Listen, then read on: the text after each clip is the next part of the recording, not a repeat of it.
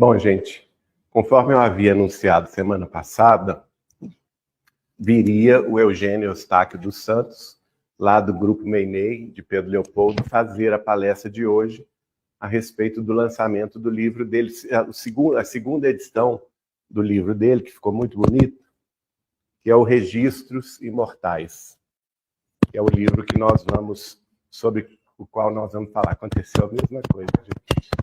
E a gente pede desculpas porque ele teve problema de saúde em Pedro Leopoldo e não pôde estar aqui hoje conosco.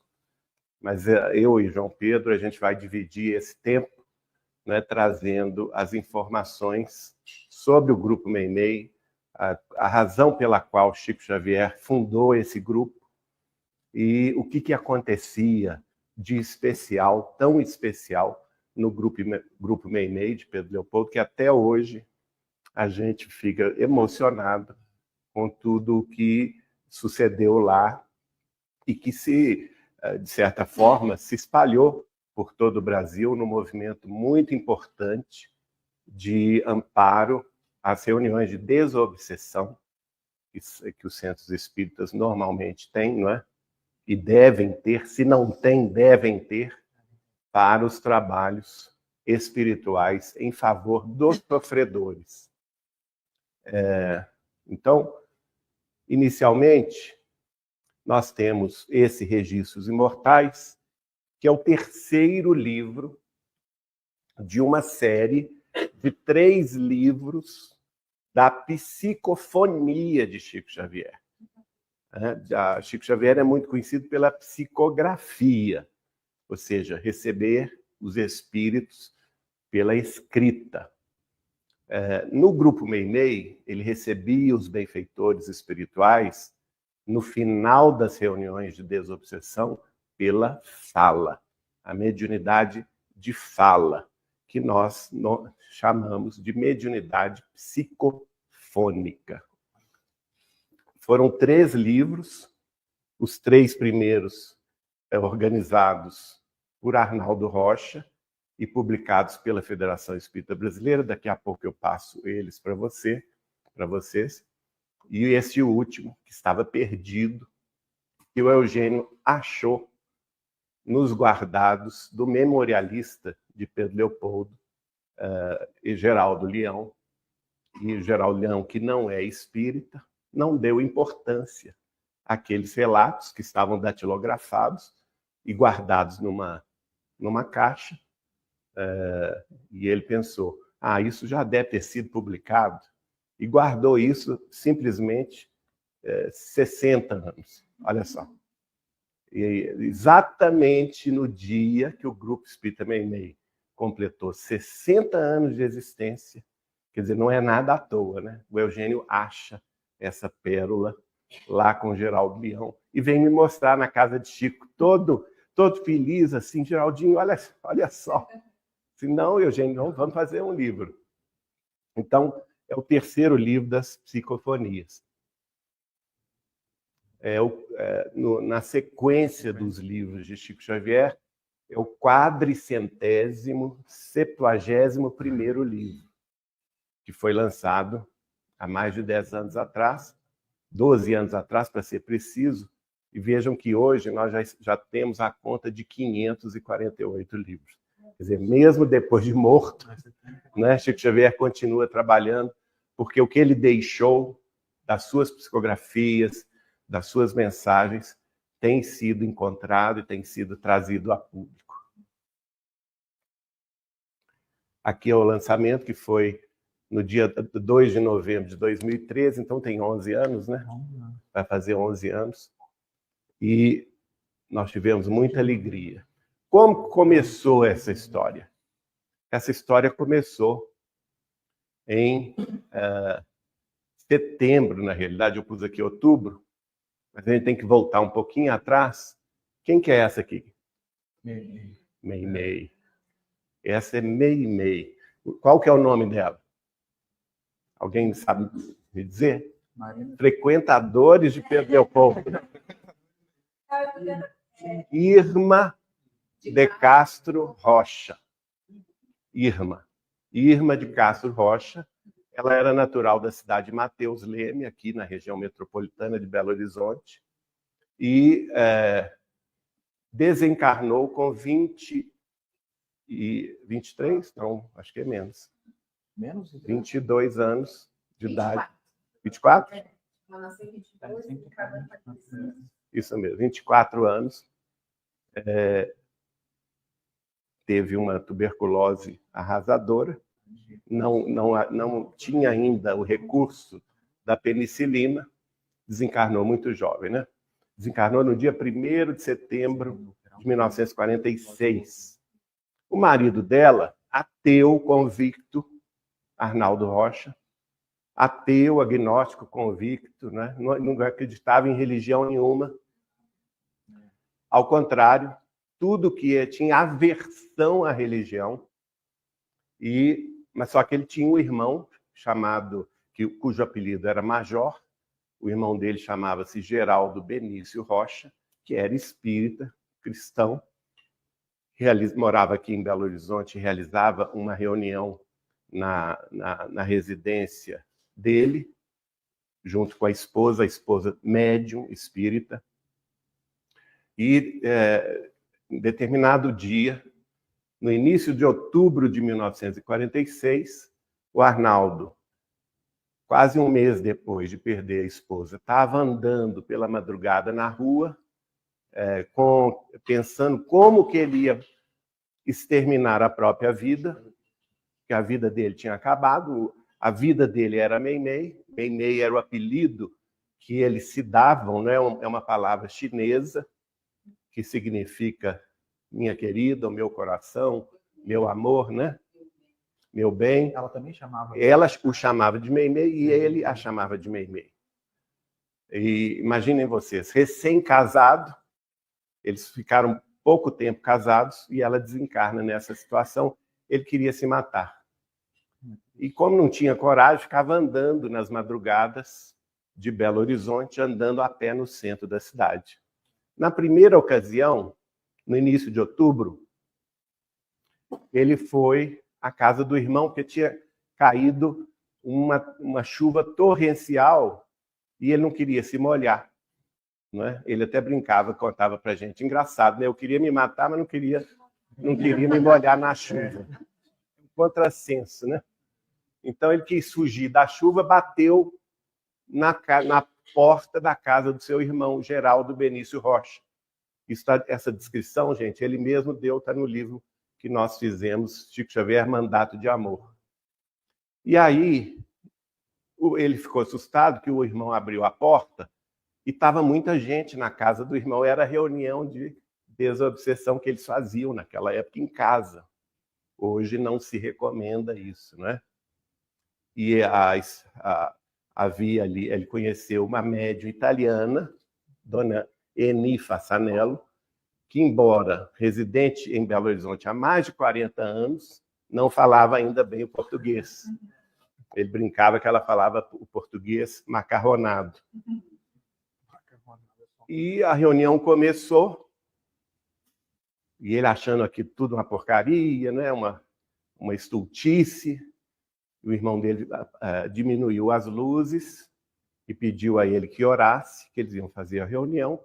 Mas logo essa médium italiana, dona Eni Fassanello, começa a tossir muito, começa a se manifestar, recebendo o espírito de alguém, né? Ele acha tudo uma palhaçada, está querendo ir embora, não é? Mas aí a cunhada dele, esposa do major, aproxima-se dele, pede para ele ficar quieto e se dirige, então, ao espírito comunicante, chamando-a de Naná, que era o apelido de Meimei em vida, que os familiares davam a ela, né? Meimei era o apelido que o casal se dava, mas os familiares a chamavam de Naná. Aí ele gelou. Como assim? E na mesma hora, depois que ela parou de tossir, aí ela começou a falar. E ele reconheceu a voz de Meimei. Imaginem isso na cabeça de um agnóstico, de um ateu, que estava prestes a se matar. e aquilo, a cabeça dele virou um turbilhão, né, de pensamentos desencontrados. Ela se manifesta plenamente e depois conversa com ele. Olha que maravilha. Através dessa média italiana. E conversando com ele, ela tem tiques de tratamento, de linguagem, e tiques também de expressões na mão, né, ao acarinhá-lo, exatamente iguais aos que Dona Irma de Castro Rocha tinha quando encarnada. Então ele sai dessa reunião completamente mudado, mas sem compreender, né? O irmão não força nada, não força a barra, a cunhada também não, apenas convidam a ele que ele viesse em outras reuniões, outras vezes. Aqui é o Arnaldo Rocha, lá na casa de Chico Xavier. Então, 22 dias se passaram. Ele ainda, dessa reunião, ainda se passaram 22 dias. E ele andando na Avenida Santos Dumont, em Belo Horizonte, apressadamente, com os mesmos sentimentos de se matar, ele esbarra numa pessoa e joga essa pessoa no chão, na esquina. Quem que era essa pessoa? Chico Xavier. Entende? Imagina, quem não quer esbarrar em Chico Xavier, né, gente? Pelo amor de Deus. Então, gente, o Chico cai no chão e ele então sai daqui, que ele estava ensimesmado, né, na dor dele, de ter perdido a esposa, ele não estava aceitando isso ainda. E aí, quando ele vê o Chico caído, não, ele quer socorrer o homem que eu joguei no chão. Quando ele vai levantar o Chico Xavier, o Chico já vem mediunizado da Meimei. E conversa com ele de novo. Não é? E aí é a primeira vez que o Espírito se dirige a ele como Meimei. Né? E ela, então, explica, através do Chico Xavier, algumas coisas e pede a ele que fosse também com o Major, que era o irmão dele, Geraldo Benício Rocha, a Pedro Leopoldo. Então, finalmente, ele decidiu fazê-lo. Né? Conhecendo o Chico, aqui estão os dois, por diversas vezes o Chico convida ele. Nós precisamos fazer uma reunião mediúnica de desobsessão, de tratamento espiritual para os espíritos sofredores do além. Ele, a princípio, não quer, né, rechaça essa ideia, mas até que, no dizer dele mesmo, o Chico, por várias vezes, falou-nos do desejo expresso pelos mentores espirituais, no sentido de se criar um grupo de irmãos conscientes e responsáveis para assistência especializada aos problemas difíceis. Em meados de 52, aderimos finalmente. Então, nós estamos falando aí em vários anos, né? De 46 a 52. Até que ele aceitasse, por quê? Segundo o Chico Xavier revelou a ele, ele havia reencarnado com essa missão de conversar com os espíritos sofredores nas reuniões de desobsessão, retirando-os daquela nuvem de sofrimento e também para cumprir um resgate. Porque em vidas anteriores ele se comprometeu muito nas tarefas, tanto políticas do mundo, quanto também em manipulação da mediunidade sem a orientação do Cristo, fascinando muita gente com a sua palavra. E nessa encarnação, Deus deu a ele a oportunidade de fazer o reverso, né?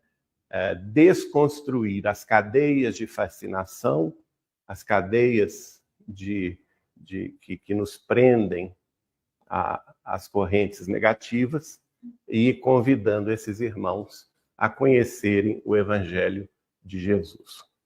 Então, a primeira reunião, o primeiro grupo foi esse aqui.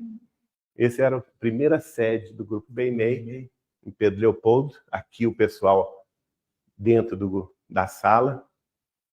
E o Chico pediu isso por quê? Porque o Centro Espírita Luiz Gonzaga, o Chico já era muito conhecido, já era uma figura nacional. Todo mundo que chegava a Pedro Leopoldo, dos outros estados do Brasil, iam para o Centro Espírita Luiz Gonzaga. Então ele não tinha paz para se dedicar a essa tarefa no Luiz Gonzaga. Porque sempre muita gente batendo palma para entrar, muita gente atrás de Chico Xavier. E o Meimei, eles escolheram essa casinha justamente que era rente à linha do trem, que passa até hoje lá atrás, né? E era, naquela época, era a periferia de Pedro Leopoldo. Hoje não, porque Pedro Leopoldo cresceu um pouquinho, ainda é muito pequeno, mas cresceu um pouco, né? E aqui, então, eles puderam se dedicar à tarefa da desobsessão. Aqui em carta, ele revela para a sobrinha do Arnaldo, essa senhora aqui, que é Dona Dalva. Dona Dalva era filha do Geraldo, filha do Major. Então ele revela a missão do Arnaldo Rocha em conversar com os espíritos desencarnados, sofredores. E o grupo estava, ela inclusive participa do grupo, né, depois. Aqui nós vamos ver o Major, a esposa dele, Dona Luísa, e os dois filhos, Armando e Dalva. Com Chico. Chico está aqui de pé, né? Não dá para ver. Então, vou pedir ao João que leia para nós qual que é o objetivo definido por Chico Xavier, né, em combinação com Arnaldo Rocha e esses companheiros todos que vocês vão ver que participaram dessas reuniões, qual que foi o objetivo definido pela espiritualidade maior. É interessante mencionar, o Desobsessão é 64? Hein? O Desobsessão é de 64? Desobsessão interessante, bem depois. Então, Chico, depois. Chico organizando esse grupo foi fundado há 70 e quantos anos atrás? Não, 72, porque ele é mais velho que o Sheila. O Sheila fez 70 anos. 31 de outubro, se não me engano, a fundação. 52 quando ele aceitou. Aliás, 52, muito bem lembrado. O grupo é de 52. 72 anos. Então está ativo até hoje, né? Aliás, tem um belo memorial lá. Para quem é de fora, você que é de São Paulo, eu recomendo ir a Pedro Leopoldo e conhecer também o grupo Meimei. É verdade. A Nelly, irmã do Eugênio, é um amor, né? Tudo, exatamente. É um memorial muito bonito lá. Mas, João, por favor. Objetivos. Socorro aos desencarnados por meio de esclarecimento e consolo, visando o benefício das entidades conturbadas e sofredoras, ficando os minutos finais das reuniões dedicados à palavra direta dos instrutores e dos benfeitores espirituais pela psicofonia, apresentando lições edificantes de amigos, relatos comoventes de irmãos recuperados e elucidações de caráter científico, filosófico e religioso. Foi um dos trabalhos mais íntimos em que o querido médium participou numa casa espírita. Comenta para nós. Eu conversei mais cedo com o Geraldinho sobre esses objetivos traçados pelo Chico, e eu acho interessante ele frisar o caráter científico, filosófico e religioso, que é o tripé da doutrina espírita. Então nós temos aí a reunião mediúnica nesse termo prático do espiritismo proposto por Allan Kardec de uma forma muito fidedigna, pensada por Chico Xavier há tanto tempo e antes da desobsessão. Exatamente. Então vamos lá. Atualmente, né, essa mesa está lá até hoje. É a mesma mesa, não é? A cadeira é a mesma, né? Então, julho de 1952.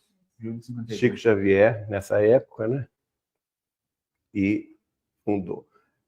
Muito importante, gente, que é o primeiro grupo espírita que familiares do Chico Xavier vão participar. Nenhum deles participava do Luiz Gonzaga. Nós temos que lembrar que o Luiz Gonzaga foi fundado por Chico, aliás, com exceção do irmão José Xavier, nenhum deles participou do Luiz Gonzaga desde 1927. De 27 para 52, são 25 anos. Tem aquela frase, né, que profeta, como é que é? Na própria casa? Não, Santa de casa não faz milagre. O profeta não tem honra na própria casa. No Velho Testamento ou no Evangelho? No Evangelho. No Evangelho está profeta, não tem honra na própria casa. Precisou 25 anos, Chico Xavier trabalhando, os familiares dele todos acompanhando aquilo tudo, para os primeiros familiares de Chico Xavier aceitarem trabalhar com ele. Olha que coisa. 25 anos, gente. A exceção, gente, é José Xavier, que desencarnou em 1941, não é? E que trabalhou com ele no Luiz Gonzaga. A esposa dele, Dona Geni, que era, inclusive, uma pessoa considerada, aos olhos do mundo, perturbada mentalmente. Ela era considerada paranoica, esquizofrênica, às vezes era internada no Galba Veloso, aqui em Belo Horizonte, mas, na realidade, ela tinha mediunidade. A partir do momento que ela sentou na mesa mediúnica e começou a trabalhar, recebendo os espíritos sofredores, acabou o problema da perturbação. Veja que interessante. Essa é a Dona Geni Pena Xavier, cunhada dele. A irmã dele, Dona Lucília, e o esposo dela, Pachequinho, ou Pacheco. Ele era, inclusive, artista plástico, pintava quadros, e era ele que fazia a transcrição das gravações que Chico Xavier recebia no final da reunião, né? Através naquela época, vocês viram aí aquele gravador enorme, né? Ainda está lá o gravador. Sabe de quem foi o presente esse gravador? Carlos Torres Pastorino. Lembram-se? Aquele que escreveu Minutos de Sabedoria. É ele que, participando da reunião, uma vez convidado por Chico Xavier a participar do Grupo Meimei, numa reunião, ele ficou tão impressionado com a reunião que ele pensou, gente, tem que gravar essas maravilhas. E ninguém tinha condições naquela época, né? As pessoas muito simples, então ele comprou, ele era de São Paulo, comprou esse gravador e deu de presente, que está lá até hoje no memorial. Que então nos foi possível, através disso, ter esses 3 livros. Né? E aí, depois da reunião, o Pachequinho, então, tinha paciência de datilografar o que ele estava ouvindo de Chico Xavier e de outros médiuns falando. Porque, aliás... Tem alguns desses áudios, né? Tem todos. Alguns. Vários áudios. Eu sei que o Beto tem quase todos. Ele já me mandou. Mas isso foi encontrado também depois de muitas pesquisas, né? Os áudios do Chico Xavier recebendo os espíritos. E você vê a diferença do Chico Xavier quando ele recebia o espírito de André Luiz, que era mais calmo, quando ele recebia o espírito de Emmanuel, que era mais peremptório, com sotaque italiano, Padre Eustáquio era italiano, né? Não? Holandês, holandês. Exatamente. Padre Eustáquio era holandês. Quando ele recebia os poetas também, tinha as variações. Esse livro é o primeiro que vai conter não só as comunicações que vieram através do Chico, mas através dos outros médiuns também. Porque o Chico não era o único médium, embora a gente sabe que era o médium mais expressivo, né? Mas, por exemplo, o Major era médium, né? A irmã de Chico Xavier, Cidália Batista Xavier, aliás, que depois se casou, Cidália Xavier Carvalho, vai ser médium de psicofonia extraordinária, né? Vou mostrar a foto dela. A Lucília, irmã do Chico, também era médium, né? Aqui nós estamos vendo Chiquinho Carvalho e Cidália, nova. Olha que bonita a foto. Essa é a irmã mais nova de Chico Xavier. E o marido dela, Chiquinho Carvalho. Ainda manifesta-se, né? Era uma gracinha ela. Aqui, antes de desencarnar, nós temos essa foto dela, né? Na casa dela. Sempre com muito carinho. A gente teria até o áudio dela, o vídeo dela falando, mas como o tempo nosso é curto, a gente vai deixar para uma outra oportunidade. Porque ela não fala tanto da tarefa do grupo, não é? Ela fala mais de como ela foi levada ao espiritismo. E é interessante porque, como eu disse antes, a família do Chico não importava com o espiritismo. Eles seguiam acompanhando a Igreja Católica, como ela. Ela ia para a Igreja Católica. Até o dia que ela chegou na igreja e o padre estava falando mal de Chico Xavier, irmão dela. Aí ela ficou danada da vida. Ela foi embora fula da vida. E aí ela resolveu a questão de brio familiar. Não, mas como vai falar mal do meu irmão? Meu irmão é tão bom, não é? Tão caridoso, só faz o bem. Aí é que ela resolveu. E aí ela foi bater no meio e foi trabalhar com o Chico nessa tarefa. Aqui nós estamos vendo também, gente, essa é Edith Malaquias, que é a mulher do André Luiz, irmão de Chico, esse aqui. Ah, ela é a esposa dele. A esposa do André Luiz. Você sabe que André Luiz, que era irmão de Chico Xavier, foi quem o espírito de Carlos Chagas, quando se manifesta pela primeira vez para o Chico, apresentado por Emmanuel, 31 de março de 1942, mais ou menos. Emmanuel apresenta André Luiz, ele conversa com o Chico, explica para o Chico o projeto que ele estava representando, não era dele, era do mundo espiritual superior, de uma comissão de sábios da espiritualidade maior, que ele precisava trazer para a Terra como intermediário, como mensageiro, né? E aí, naquela época, tinha o processo dos familiares do Humberto de Campos contra Chico Xavier, por direitos autorais, dos livros mediúnicos. Então ele fala com Chico, eu não posso assinar o meu nome. Era o espírito de Carlos Chagas, grande médico, quase recebeu o Prêmio Nobel de Medicina. E ele fala com o Chico, eu quero assinar com um pseudônimo. E o André Luiz estava lá, dormindo no sofá. Aí o Carlos Chagas fala com o Chico assim, qual que é o nome desse irmão seu que está dormindo no sofá? É André Luiz. Ah, então eu vou assinar André Luiz. Sim, assim que surgiu o espírito de André Luiz, tá bom? E a esposa dele, mas ele nunca quis saber nada com espiritismo, não, viu? Deu muita dor de cabeça, Deus o tenha, né? Eu conheci muita dor de cabeça pro Chico. Ele gostava da noite, viajava e não voltava. Boêmio. Mas a esposa dele, Dona Edith Malaquias, foi uma grande médium, grande servidora do Grupo Meimei. Aqui, um casal de fazendeiros lá de Pedro Leopoldo. Vocês sabem que essas reuniões precisam das energias do campo, né? E o Chico dizia que Dona Áurea e seu Chico Gonçalves traziam essas energias da fazenda. Olha que interessante. Essa, uma grande espírita, Dona Elza, de Belo Horizonte, Elza Vieira, grande amiga da nossa família, ela não faltava em nenhuma reunião, gente. Saía de Belo Horizonte, ia a Pedro Leopoldo, toda semana participar das reuniões. Como? Você lembra, Dona Elza? Muito amiga, aliás, do seu avô, sua avó, sua mãe.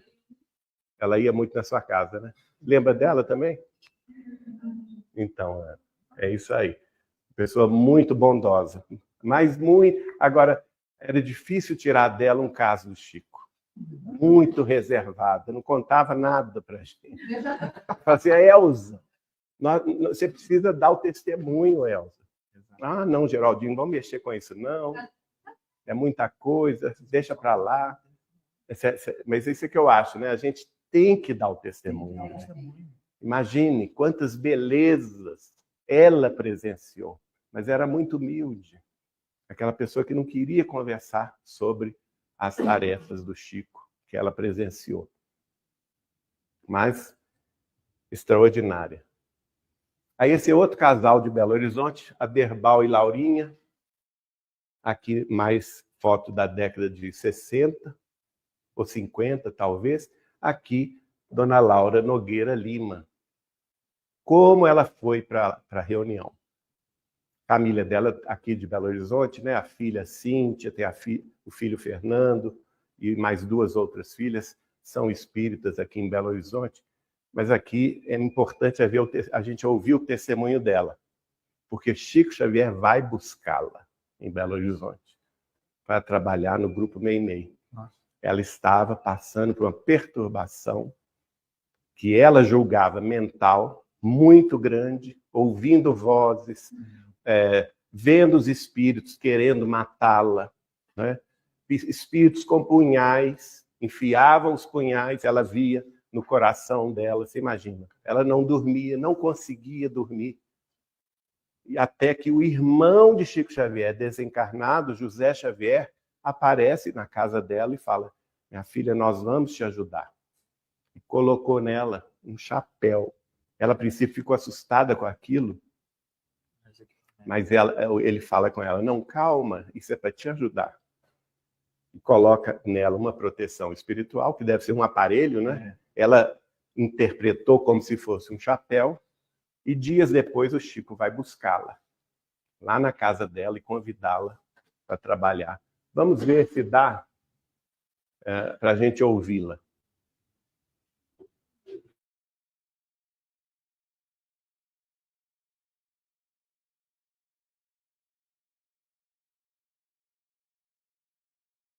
O Meimei?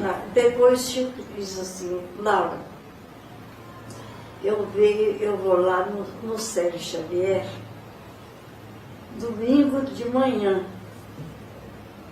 E será que eu posso te ver? Eu falei, aí eu me preparei e fui. Mas eu não dormia, eu não tinha descanso. Eu sentia coisas horríveis.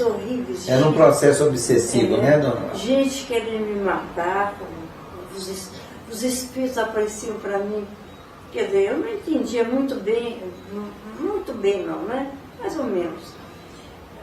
Com a punhal assim para me matar no coração, aquela coisa horrível. Eu não sabia o que eu ia fazer. Quando o José, irmão do Chico, me apareceu e botou um chapéu assim. Eu falei, olha, que isso? Eu não, fica tranquila que eu vim te ajudar. Eu vou te ajudar mesmo.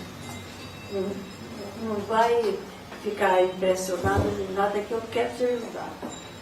E aí ele começou a me ajudar. E eu fui ficando mais forte. O espírito José Xavier, irmão do Chico. O irmão do Chico. E eu fui melhorando de tudo. Então, depois eu fui quando o senhor Tonaleixo me levando nas reuniões e tudo, e meu ponto. Então o Chico me disse, Laura, você podia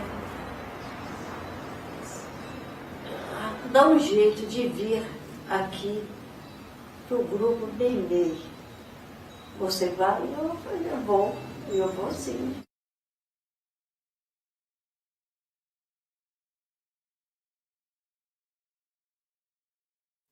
Julgado psíquico, não é? Porque o que ela tinha era mediunidade. E ela tinha essa tarefa de receber os espíritos e cuidar deles através da psicofonia. Aqui, como eu disse, o Carlos, agora são as pessoas que eventualmente participaram das reuniões. O Carlos Torres Pastorino, que foi aquele autor famoso do Minutos de Sabedoria, o livro dele é um dos livros mais vendidos do Brasil até hoje, né? Foi quem deu de presente o gravador. Aqui nós temos Enio Santos, que viajou algumas vezes com Chico Xavier para São Paulo, para Angra dos Reis, ali no litoral sul do Rio de Janeiro e litoral norte de São Paulo, Ilha Grande, e aconteceram fenômenos, ele era dessa região, aconteceram fenômenos mediúnicos muito interessantes que estão descritos no nosso livro, Chico Xavier, Mandato de Amor. Não vem ao caso aqui a gente relatar, mas esses casos mostraram também a necessidade da reunião de desobsessão, né? E aqui outros participantes eventuais: Eunice Cerqueira, Nélio Cerqueira Gonçalves, Esmeralda Bittencourt, que era da cidade de Matozinhos, Ismael Gomes Braga, que era general do Rio de Janeiro, muito amigo de Dona Terezinha de Castro, da minha avó Adélia Machado Figueiredo. O pai de Chico Xavier chegou a frequentar nos últimos momentos da sua vida, João Cândido Xavier. O José Gonçalves Pereira, que foi presidente da Federação Espírita do Estado de São Paulo e fundador da Casa Transitória, uma entidade enorme de caridade em São Paulo, capital, grande amigo de Chico Xavier. A médium Ivone do Amaral Pereira, várias vezes participou dessa reunião junto com Chico Xavier. Que dia não é? deve ter sido, hein? Que maravilha, né, gente? Essa dupla junta. E o médium Valdo Vieira, de Uberaba, também vinha de Uberaba a convite do Chico participar. Do pessoal de Pedro Leopoldo e Belo Horizonte, eventuais, que eram convidados, Dona Neném Aluoto, Paulo e Wanda Noronha, eram primos meus, o pai da Ana Luísa aqui, Pedro Valente, participou algumas vezes, José Martins Peralva, sobrinho, avô da Patrícia, que está aqui conosco, Zeca Machado, Nair Machado e Adélia Machado Figueiredo, da nossa família. Que turma, hein? É a turminha, né? Olha só, a gente é herdeiro de uma turma de peso, né? Então, as reuniões começaram a acontecer. Esse é, inclusive, o quadro de Meimei que está conosco, que estava na casa de Chico Xavier, de Pedro Leopoldo, né? E funcionava aqui, naturalmente, a representação dos espíritos benfeitores, os médios em torno da mesa e o gravador lá gravando. Aqui, pela explicação que o Arnaldo dava, a missão do Chico Xavier era receber os espíritos sofredores, inclusive ele recebia os espíritos mais difíceis, mais complicados, espíritos com fenômenos de zoantropia, de licantropia, espíritos de suicidas, de homicidas. Era Chico Xavier que recebia. E depois da reunião, nos 15 minutos finais da reunião, é que vinha um benfeitor falar através do Chico. Aí que essas mensagens eram gravadas, né? Porque não convém, naturalmente, gravar os espíritos sofredores, porque seria uma falta de caridade, né? Então, nos últimos 15 minutos do trabalho dos grupos Meimei, aqui o gravador, está lá até hoje, né? Era o Arnaldo e outros conversadores também, que tinham, né? O marido da dona Laura era conversador, o médium de esclarecimento, né? Meu tio, Zeca Machado, quando participava, ele também era de conversar. Então, determinadas pessoas, o Valdo Vieira também conversava. O Valdo Vieira conversava? Conversava. Aqui, aquilo que a Marina falou no início. Depois de muito tempo e pesquisas, foram achadas essas fitas, né? 60 anos depois. E o cineasta Oceano Vieira de Mello lançou um DVD. Eu não sei se ainda existe no mercado, mas vocês podem ouvir essas mensagens, que estão nesses 3 livros, né? E hoje no grupo Meimei, o Eugênio disponibiliza o pendrive. Você pode ouvir o Chico recebendo essas mensagens que estão nesses 3 livros. Maravilhoso. Então vieram os 3 livros. O primeiro, Instruções Psicofônicas, editado pela Federação Espírita Brasileira em 1955. O segundo, Vozes do Grande Além, editado pela Federação Espírita Brasileira em 1957. E o terceiro é este, do Eugênio, não é? Que é o, só para passar aqui, o Registros Imortais, né? E aqui uma curiosidade, né? Aí eu já vou passar para o João Pedro. Uma curiosidade, porque nós destacamos aqui, nos 3 livros vão aparecer mensagens do Efigênio de Sales Victor, um grande espírita, estudioso, versado em evangelho, em doutrina espírita e especialmente sobre mediunidade, sobre o tema da mediunidade. Foi diretor de várias reuniões de desobsessão na União Espírita Mineira, onde ele era diretor também da União Espírita Mineira. Ele foi diretor do Centro Espírita Luz, Amor e Caridade, centro que nós frequentamos por 35 anos, e foi o fundador de 2 instituições que existem até hoje em Belo Horizonte. Uma é o Cenáculo Espírita Tiago Maior, que os nossos amigos aqui, Suelen e Eduardo, frequentam, não é? Lá no alto da Afonso Pena com contorno, foi fundado por ele. Espírita Militante, fundou também a Sociedade de Amparo à Pobreza de Belo Horizonte, uma sociedade caritativa, e desencarnou em 1953. A partir de 55, 2 anos depois, ele dá mensagens maravilhosas através de Chico Xavier. Infelizmente, pelo tempo, não dá para a gente reproduzir.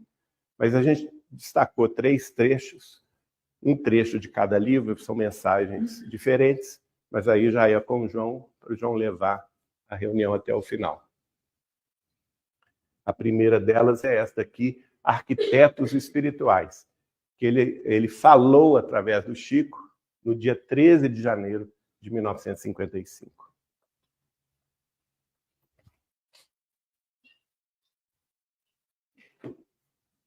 Bom, pessoal, então, para a gente poupar a voz do Geraldinho, eu vou ler esses últimos textos.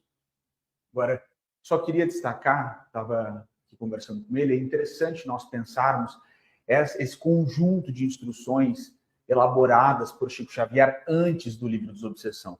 Porque o livro Desobsessão, ele é de autoria de André Luiz e ele é um livro que constitui, teoricamente, essa reunião para todos nós que somos espíritas. É um livro muito importante para todos nós e que vai trazer as principais diretrizes da reunião mediúnica de Desobsessão. Então, ela é uma reunião muito específica porque ela tem um marco constitutivo teórico, bem específico nesse livro. Agora, então é muito bonito a gente perceber essas outras instruções sobre as quais o Geraldinho estava falando aqui, trazidas por Chico Xavier antes desse marco teórico.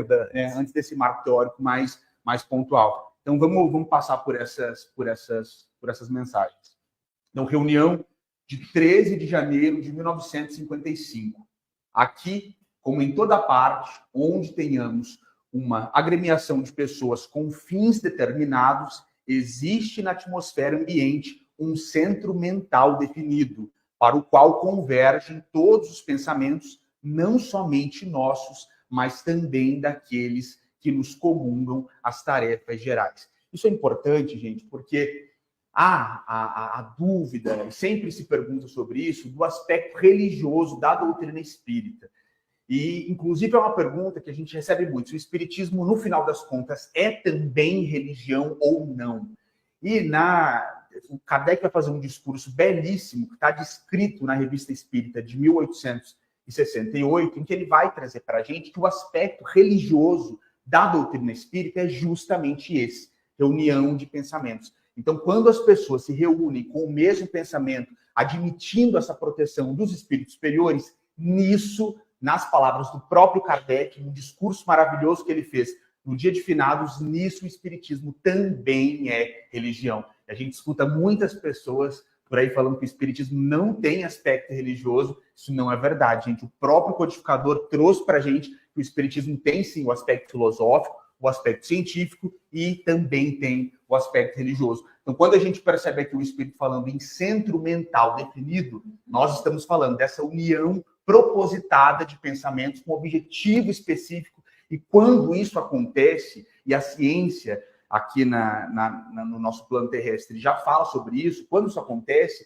a multiplicação da força desse pensamento, ela não é multiplicada pelo número de espíritos encarnados presentes. Essa multiplicação acontece exponencialmente. Então, por exemplo, eu chamo a Cecília para orar comigo, a gente tem o postulado evangélico, onde 2 ou 3 se reunirem em meu nome, ali eu estarei com eles. Hoje a ciência já prova que se eu chamo uma pessoa, o meu pensamento ele não tem a força multiplicada por 2, ele é multiplicado exponencialmente. A gente nem consegue medir a força do pensamento quando 2 pessoas se unem com o mesmo propósito. Então, uma mensagem muito bonita e com um cunho teórico e científico muito sofisticado para todos nós.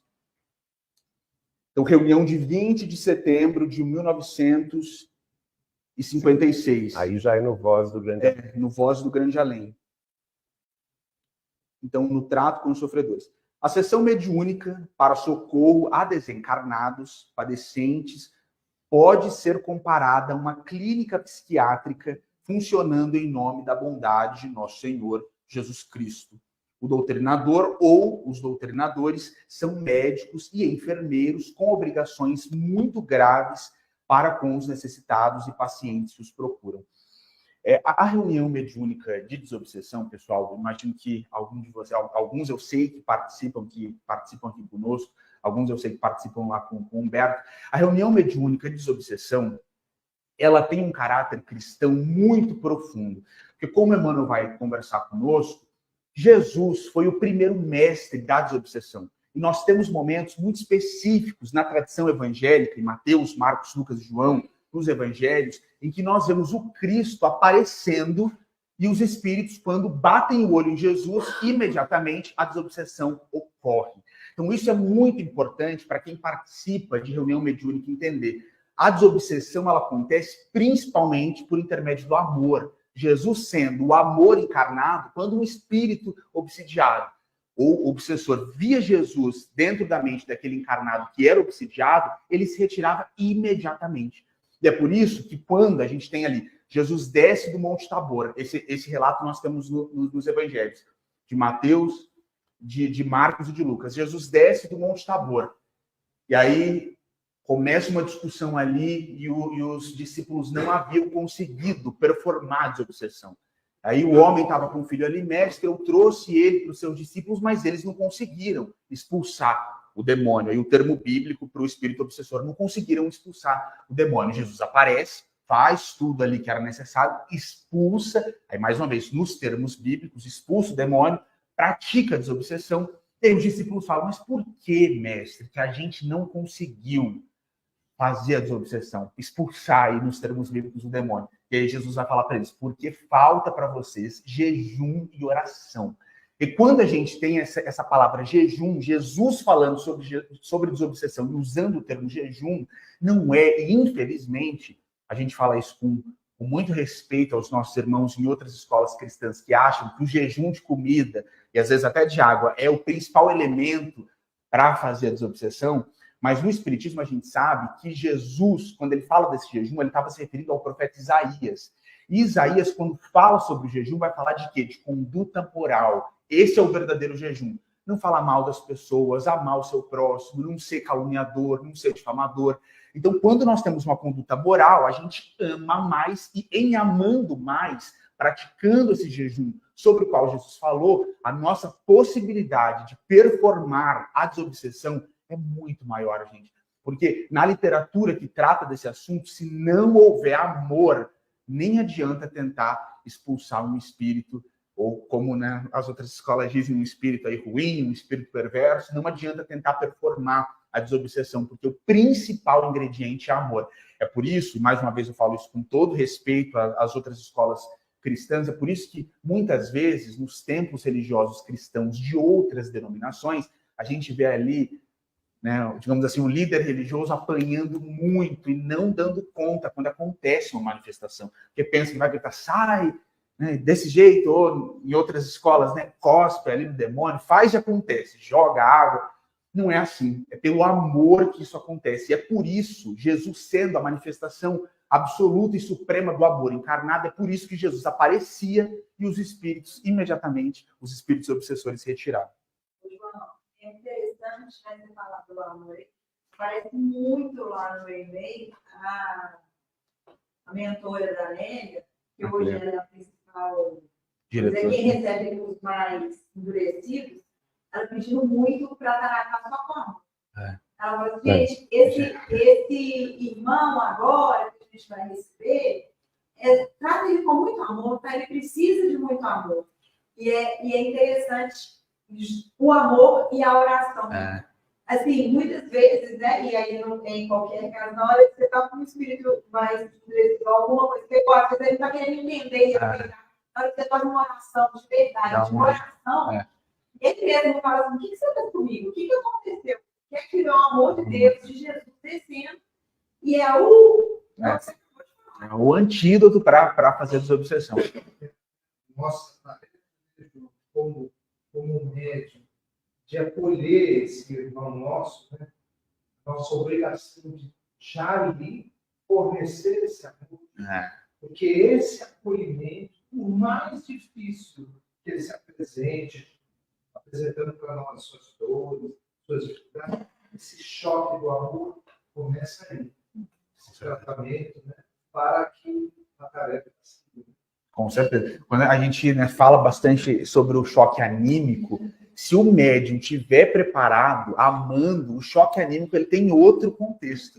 E muitas vezes, né, para o conversador, se recebe o choque anímico ali num médium que ama, que vai receber com amor, a tarefa do conversador ela é muito mais fácil, porque a atitude mental do espírito que está sendo recebido, ela já muda completamente. Porque ele está ali na perturbação, na tristeza, no desespero há muito tempo. Então, quando chega, tem choque anímico e de cara com o médium recebe esse afeto, aí toda a história já muda. Então, é muito importante que quem trabalha na mesa mediúnica de desobsessão tenha a clareza de consciência de que uma conduta voltada para padrões éticos cristãos é uma conduta absolutamente imprescindível para performar esse tipo de trabalho. E quando a gente pensa no esforço que é necessário, né, para estar na reunião mediúnica, a gente também precisa ressaltar o outro lado, porque André Luiz vai falar conosco no capítulo 64 do livro Desobsessão, que nenhum pesquisador na face da Terra é capaz de calcular os ganhos e a proteção que o tarefeiro da reunião mediúnica recebe na sua vida e na vida daqueles que partilham o dia a dia com ele. Então, é uma proteção. Se é difícil, né, toda semana, ele até fala, a reunião muitas vezes ela adota um tom monótono, de semana após semana você está ali naquele mesmo contexto, mas a proteção que quem trabalha na mediúnica recebe do alto é uma proteção realmente indizível para quem ainda prescinde da matéria para fazer qualquer tipo de análise. Então, continuando aqui. A sobrevivência... Aí no registro imortal. Esse aqui já está no Registros Imortais. A sobrevivência individual, depois do túmulo, é a tese da grande consolação. O intercâmbio é fator de esperança no esclarecimento religioso.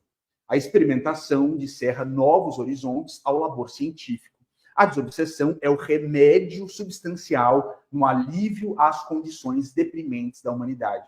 Então, no livro, O que é o Espiritismo, o livreto O que é o Espiritismo, Kardec vai dizer para a gente, e ele vai fazer essa afirmação categórica, que o Espiritismo é uma ciência de observação. Então, essa é uma afirmação categórica do próprio codificador. Então, quando nós temos na reunião mediúnica os efeitos que acontecem ali, a experiência prática com a mediunidade, de fato, a gente vive aquilo que Kardec fala. Observando esses fatos, nós conseguimos entender a relação entre plano material, plano imaterial e as decorrências filosóficas que desse estudo decorrem. É o que ele está falando aqui. E quando a gente pensa na desobsessão como um remédio substancial, isso acontece, pessoal, em múltiplos termos.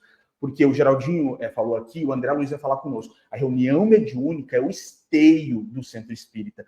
Todo centro espírita tem que ter uma reunião de desobsessão. Não é assim, uma vontade do dirigente, uma vontade das pessoas que estão ali. Tem que ter, porque ela, na palavra de André Luiz, para a gente frisar, é o esteio do centro espírita. Então, ela é um remédio para aqueles que estão chegando ali e vão receber alívio através dos médiuns psicofônicos, como ela também é um alívio, uma necessidade em termos medicamentosos para a casa espírita. Então, também no Registros Imortais, conjunto de instruções dos benfeitores espirituais, especialmente dedicadas ao estudo e meditação dos confrades e amigos espíritas cristãos que se dedicam à tarefa da desobsessão e do esclarecimento espírita. Então, de fato, gente, quando André Luiz conversa conosco no Desobsessão sobre os principais efeitos que a reunião tem sobre aqueles que participam, ele vai dizer que, principalmente, o que mais acontece, o grande triunfo para quem participa é a reflexão moral. Então, quando você está ali toda semana vendo o que acontece com as consciências que não se prepararam para a morte, quem participa da reunião mediúnica muda de vida, muda de mentalidade, porque é muito triste você ver a forma como certos espíritos chegam, às vezes depois de longos anos, nas trevas ou nas sombras, e você percebe, nossa, então, de fato, como André Luiz conversa conosco, 1 segundo de atenção ao mal pode custar para o espírito séculos para ele conseguir se reequilibrar. E na reunião mediúnica a gente tem uma teoria filosófica, uma reflexão de fato epistemológica sobre o espiritismo que a gente não tem em nenhum outro lugar. E quem participa sente que, de fato, esse tipo de reflexão muda a vida, porque vendo a consequência do mal praticado na face da Terra, não tem como a gente não mudar de caminho e não querer o caminho do Cristo. Se não mudar, né? Porque... Não, e aí piora, se não mudar, imagina. Você viu? Você viu aquilo tudo, exatamente. A Marina trouxe um aspecto que aumenta, de fato, a responsabilidade do tarefeiro da desobsessão, que a gente vai ter aí em vários momentos da literatura espírita. Aquele que muito recebeu, desse muito será cobrado. Quem teve acesso a uma grande quantidade de reflexões cristãs, essa consciência precisa, gente, se endireitar. A gente já conversou sobre isso aqui muitas vezes, eu não vou entrar nesse caso, mas é por causa desses cristãos que se deturparam, quando Kardec vê esses cristãos nas trevas, numa situação tão difícil, pergunta, quem são esses aí? E o mentor que está acompanhando ele naquelas trevas diz para ele, esses são os cristãos que tiveram acesso ao cristianismo e não se enquadraram na lei divina. É nesse contexto terrível que Kardec está assistindo ali que ele volta do desdobramento e escreve a questão 642 do Livro dos Espíritos, em que nós temos os espíritos falando, respondendo a Kardec, que nós devemos fazer o bem no limite das nossas forças. Porque conhecer o cristianismo, estar dentro de uma reunião de desobsessão e ainda assim seguir por outro caminho, essa consciência só pode, no final das contas, purgar por um tempo nas sombras para poder se reequilibrar. Aí é bom o Geraldinho falar isso aqui. Aí são os... Pode falar. São os espíritos benfeitores que utilizaram-se da voz de Chico Xavier para dar as mensagens finais. Ah, legal. Então o Geraldinho esclareceu aqui que são os benfeitores que se utilizaram da mediunidade de psicofonia do Chico para poder trazer as mensagens. Então, no livro Registros Imortais. No livro, né? No Registros Imortais. Então, Raimundo Pires Tavares Silva nasceu em Diamantina, Minas Gerais, bacharel em Ciências e Letras pela Academia do Comércio em Juiz de Fora. AJCL, sabe? Então, palestrante, dirigente espírita. Aí, quando o espírito, geralmente, quando está em só as iniciais, é porque o espírito conhecidos ele se manifesta se lamentando de não ter sido cristão o suficiente. Olha aí, gente. Esse aí era palestrante e dirigente espírita, olha aí. Olha aí, palestrante e dirigente espírita. Pois é. Cícero Pereira, professor, foi presidente da União Espírita Mineira de 1936 a 1937. Olha que legal. Carlos, magistrado. Viana de Carvalho, vultos do espiritismo, foi engenheiro militar, bacharel em matemática e ciências físicas, tendo alçado no Exército Brasileiro o posto de major. E Carloto Távora, bispo, olha aí, bispo da Arquidiocese de Caratinga, Minas Gerais, instalada 7 de março de 1920. Legal, né? É muito interessante quando a gente percebe esses bispos que retornam para falar sobre o Evangelho. Ou às vezes, né, para participar. Né? Não, nesse caso. Nesse caso não, né? Bem feito. Então, Luiz Mariano de Barros Fournier, coronel, membro da Cruzada dos Militares Espíritas, nascido no Maranhão em 1877, jornalista, escritor, conferencista. Dedicou-se às pesquisas científicas no campo mediúnico. José Xavier, sobre o qual o Geraldinho falou aqui, irmão de Chico Xavier, foi presidente do Centro Espírita Luiz Gonzaga, em Pedro Leopoldo, Minas Gerais, de 1928 a 1939, ano de sua desencarnação. Antônio Americano do Brasil foi médico, militar, folclorista, historiador, político e escritor, poeta e prosador, patrono da Academia Goiana de Letras, olha que legal, e da Academia Goianense de Letras. Então, outro sobre o qual o Geraldinho também falou. Esse eu já falei, né? Que é o Efigênio Salles Vitor. O Efigênio Salles Vitor. Então, vamos para o próximo, Gustavo Ernesto Coelho, Monsenhor da Diocese de São João del Rei, Minas Gerais, no período de 1883 a 1887. Irene Souza Pinto, poetisa, contista e romancista. É muito bom quando esse tipo de espírito aparece para trazer literaturas maravilhosas na reunião. Dário Veloso, poeta e escritor brasileiro. Osias Gonçalves, doutor José, reverendo da Igreja Presbiteriana no Brasil. E a presbiteriana é uma igreja super ortodoxa relativamente aos dogmas cristãos. É, bem lindo. Então, agora essa é a mensagem. Acho que a gente já está chegando ao fim. Mediunidade e espiritismo. Esse é do Barros Fournier, um desses. Um desses sobre os quais nós estamos falando aqui. Para os espíritas desencarnados, a mediunidade é problema dos mais aflitivos no santuário de princípios a que empenhamos a nossa fé. Sabemos que mediunidade não é espiritismo. Ela surge dentro da nova revelação, assim como em medicina dispomos do veículo para o remédio. E é interessante a gente perceber isso, né, gente? Porque quando os efeitos mediúnicos começaram a acontecer na França do século XIX, é nesse contexto em que Kardec profere as palavras que nós dissemos aqui, que o espiritismo é uma ciência de observação. Então você observa a mediunidade e, em observando e criando uma metodologia, você consegue criar um parâmetro para fazer deduções científicas, filosóficas, religiosas, como Kardec fez conosco. E entender que espiritismo e mediunidade são coisas bem distintas é, né, dever de todo espírito. Só um detalhe, essas mensagens do Barros Fournier, que era ele morava no Rio de Janeiro quando desencarnou, elas foram dadas durante o mês de março. Todas as reuniões do mês de março. Começou no dia 7 de março e terminou no dia 31, que é justamente, elas foram dadas em comemoração ao centenário do Espiritismo, 57. Que foi comemorado dia 18 de abril de 57. Então por isso esse cunho doutrinário na mensagem. Maravilha. Então, mediunidade e espiritismo. Aí a continuidade. A continuidade, então, dessa mesma, né?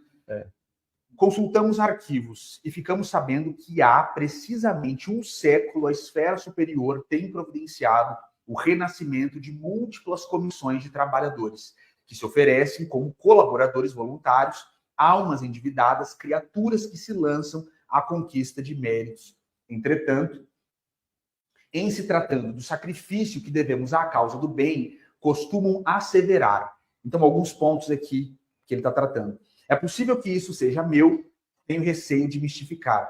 Então, esse acho que é um dos pontos, né, com os quais os médiuns mais sofrem, né, os médiuns aí.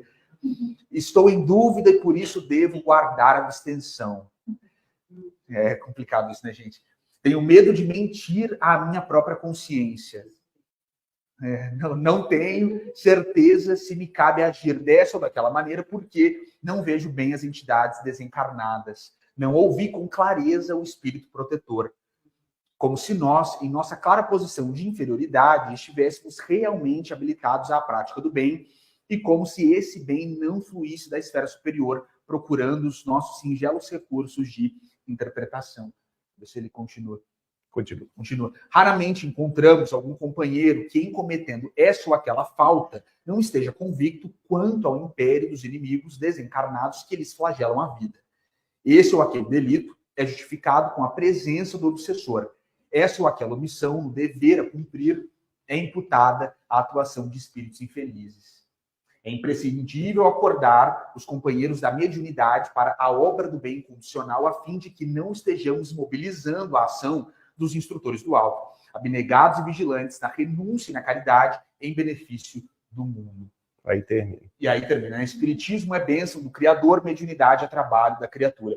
Gente, é claro que, em muitos casos dos crimes, das condutas deletérias que nós vemos aqui no mundo, é claro que há a presença de certos espíritos sofredores. Agora, o médium jamais vai poder se eximir de de qualquer culpa, porque se ele está na presença dessas companhias é porque existe uma afinidade entre essas pessoas. Então, jamais a gente pode acreditar que a obsessão ela só ocorre de um lado, ela sempre é bilateral. É isso que o André Luiz vai conversar conosco ao longo da sua literatura psicografada por Chico Xavier. Em muitos casos, isso acontece muito, a pessoa vem aqui, toma o passe, às vezes fica como visitante ao longo da reunião mediúnica. Agora, se esse espírito encarnado, quando sai daqui, chama de volta o seu obsessor porque não consegue promover a própria reforma íntima, pode qualquer um dos médiums aqui de psicofonia, pode ter qualquer oração, não se promove, o processo de desobsessão. Sempre a reforma íntima ela é imprescindível para que a desobsessão aconteça. E quando a gente tem esse tipo de discurso, foi um obsessor no final das contas, na espiritualidade a gente pode ter toda a calma de que cada milímetro da culpa vai ser atribuída a quem tem de fato culpa. Então, se o obsessor tem culpa, a culpa dele vai ser atribuída na medida em que ele foi culpado. Mas sempre isso é importante. A gente precisa entender isso. A obsessão ela acontece de dois lados e o obsessor também é obsidiado pelos fluidos deletérios que emanam da mente daquele que está encarnado e é supostamente a vítima.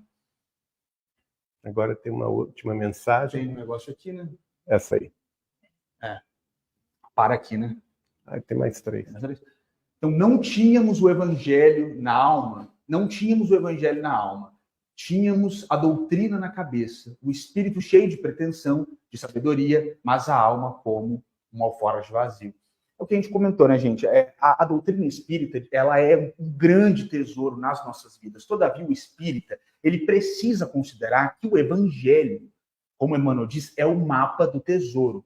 Então, por mais que a gente conheça o espiritismo, da questão 1 do Livro dos Espíritos, até o fim da Gênesis, todo o Pentateuco, que a gente conheça a obra de Kardec, entender que o evangelho precisa ser o arcabouço teórico sobre o qual nós vamos propor a nossa vida, isso é muito importante, porque o Cristo, como diz a questão 625 do Livro dos Espíritos, é o nosso modelo supremo, é o espírito mais perfeito que pisou sobre a face da terra. E ele é, como ele próprio disse nos relatos de João Evangelista, o caminho, a verdade e a vida. E se não for por intermédio dele, nós não chegaremos a Deus. João, é interessante falar. Essa mensagem foi recebida pelo Major, não pelo Chico. Olha que legal. Amizade e lição. Amizade e lição. Ela se completa no próximo slide. Marlene, você queria dizer alguma coisa? Agora não? Está pensando. Qualquer coisa? Então, uma prece que evolava desta casa subiu tênue como luz no meio de floresta imensa. O calor da vossa oração atingiu-me. O silêncio harmonioso da vossa meditação consolou-me. O calor da fraternidade, o esquecimento da personalidade que distingue e caracteriza a vossa reunião envolveu-me no seu manto. E aqui estive. Aprendi por muito tempo a interpretar o evangelho na própria alma, a senti-lo nos atos e a exemplificá-lo no trato. Afonso Azevedo. Que bonito, hein, gente? Esse é o objetivo mesmo da reunião mediúnica. Esse aqui é o fim. Então, Emmanuel aqui para a gente finalizar a conversa de hoje. Se nos 20 lustros passados a mediunidade serviu para atender aos místeres brilhantes da observação científica, projetando inquirições do homem para a esfera espiritual, é justo satisfaça agora as necessidades morais da Terra, carregando avisos da esfera espiritual para o homem.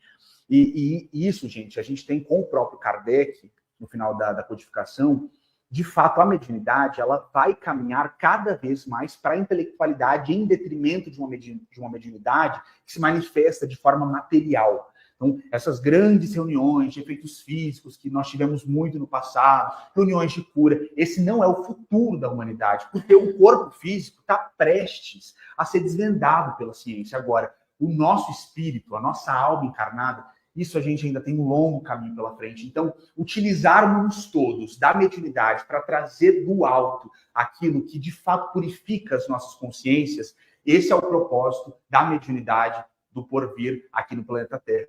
Na questão 622 do Livro dos Espíritos, Kardec vai fazer a pergunta sobre quem seriam os espíritos superiores. E os espíritos superiores dizem a Kardec que os espíritos superiores revelam a lei divina para a humanidade. Então, a gente precisa querer que a mediunidade ela seja esse instrumento por intermédio do qual nós conseguimos acesso às esferas superiores. É para isso que a gente precisa utilizar a mediunidade e é dessa forma que a gente precisa pensar os instrumentos mediúnicos maravilhosos que aparecem aí nas casas espíritas, querendo cada vez mais instrução para as nossas consciências, em detrimento de grandes cenas, que têm aspectos materiais ainda muito, muito densos. A gente precisa querer aquilo que é para o espírito, em detrimento daquilo que é para a matéria tão passageira. Só a exceção aí é a tarefa da caridade na desobsessão, né? Aí precisa ser a reunião de desobsessão, pessoal, ela é assim uma demanda realmente muito grande e que permanece, porque de fato nós temos na crosta terrestre uma quantidade de almas sofredoras que a gente nem imagina. Há muitos espíritos que estão em perturbação, que estão devastados, que estão tristes, que choram, que precisam desse choque anímico para que a consciência consiga recobrar um pouco da sua humanidade. Porque à medida que essas consciências elas vão se deturpando, elas vão literalmente perdendo humanidade, esquecendo que elas também são filhas de Deus, são consciências que foram criadas por Deus. E como filhas de Deus, essas consciências têm o direito de serem felizes, de alcançar a felicidade, porque o progresso é a lei de Deus e todos nós um dia vamos experimentar essas maravilhas do plano espiritual superior. Então, como o Geraldinho falou, a reunião mediúnica continua sempre e ela é assim, um grande tesouro para todos nós e ela deve ser tratada dessa maneira, como um tesouro que todo tarefeiro espírita precisa proteger e levar com muita seriedade, porque participar de uma reunião mediúnica de desobsessão é um privilégio, gente, para pouquíssimas pessoas, literalmente pouquíssimas pessoas que estão encarnadas aqui no planeta Terra. É uma bênção. Uma bênção, uma grande bênção mesmo para a gente.